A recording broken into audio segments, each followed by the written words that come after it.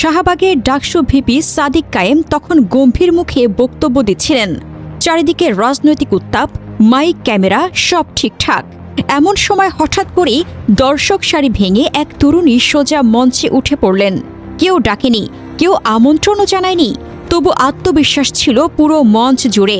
মঞ্চে উঠে প্রথমেই তিনি যেন বুঝিয়ে দিলেন, আজ আমি স্রেফ দাঁড়াতে আসিনি, পারফর্ম করতে এসেছি। কখনো পকেট থেকে সানগ্লাস বের করে চোখে, কখনো খুলে মাথায়, আবার মাস্ক পরা খোলা, এক আঙুল তুলে বক্তৃতার ভঙ্গি, সব মিলিয়ে যেন লাইভ রিহার্সাল। এক পর্যায়ে তরুণী গিয়ে দাঁড়ালেন সাদিক কায়েমের একদম পাশে। দূর থেকে দেখে মনে হচ্ছিল ভিপির বক্তব্যে আজ স্পিকার যুক্ত হয়েছে। এমনকি মাইকের অংশ ধরার চেষ্টা করায় পরিস্থিতি একটু সিরিয়াস হয়ে যায়। তখন পুলিশ সদস্যরা দ্রুত তাকে একটা চেয়ারে বসান, কিন্তু তাতেও তিনি থামেননি। বসে বসেও চলতে থাকে এক হাতে নেড়ে অদৃশ্য ভাষণ। নারী পুলিশ সদস্যরা প্রথমে তাকে নামাতে গেলে তিনি উল্টো তেড়ে যান। পুলিশও একটু থমকে যায়। এমন দৃঢ়তা সচরাচর দেখা যায় না। শেষ দিকে আবার ৩ নারী পুলিশ সদস্য মঞ্চে ওঠেন। এবার কিছুটা লাথি ধাক্কাধাক্কিও দেখা যায়। অবশেষে সমাবেশ শেষ হলে বহু চেষ্টায় তাকে মঞ্চ থেকে নামানো সম্ভব হয়।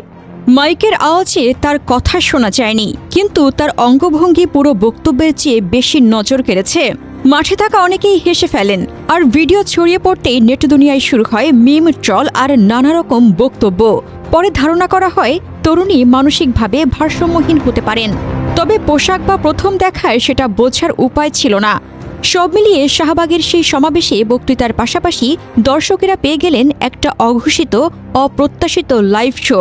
রাজনীতির মঞ্চে কি যে কখন ঘটে, এটাই এখন তার প্রমাণ। তবে এই ঘটনা ভাগ্য ভালো যে শুধু অদ্ভুত আচরণে শেষ হয়েছে, কোনো আঘাত, কোনো বড় বিপদ হয়নি।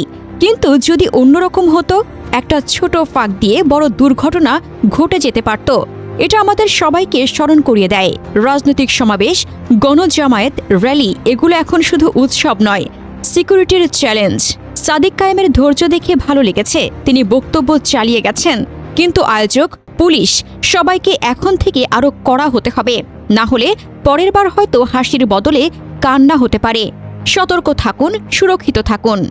এদিকে ভিডিও ভাইরাল হওয়ার পর সামাজিক মাধ্যমে যেভাবে বিষয়টি নিয়ে হাসি তামাশা চলছে, তাতে একজন সম্ভাব্য মানসিকভাবে অসুস্থ মানুষ আরও বেশি উপহাস ও অবহেলার শিকার হওয়ার আশঙ্কা তৈরি হয়েছে। জনসম্মুখে এমন আচরণ করাও ব্যক্তিগত ব্যর্থতা নয়, বরং এটি রাষ্ট্র, সমাজ ও ব্যবস্থাপনার সম্মিলিত দায়ের দিকে আঙুল তোলে। একই সঙ্গে এই ঘটনা দেখিয়ে দেয় বড় রাজনৈতিক কর্মসূচিতে নিরাপত্তা ও শৃঙ্খলার প্রশ্ন কতটা গুরুত্বপূর্ণ। মঞ্চে কারা উঠতে পারবেন, কিভাবে অপ্রত্যাশিত পরিস্থিতি সামাল দেওয়া হবে, এসব বিষয়ে সুস্পষ্ট প্রস্তুতি না থাকলে এমন ঘটনা ভবিষ্যতে আরও জটিল রূপ নিতে পারে।